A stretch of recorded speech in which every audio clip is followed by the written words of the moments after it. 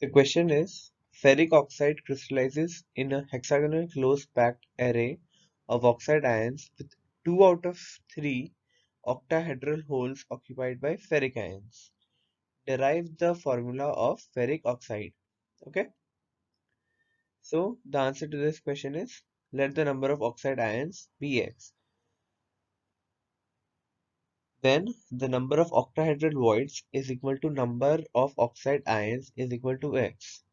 So for your information, I will also say that if you have to remember this, the number of octahedral voids is equal to number of oxide ions, and number of tetrahedral voids is twice the number of anions. Okay, in general format, remember this: number of octahedral voids is equal to number of anions, and number of tetrahedral voids is equal to twice of number of anions.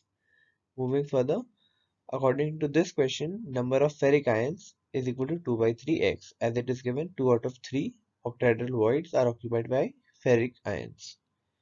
So ratio of ferric ion to oxide ion is 2:3.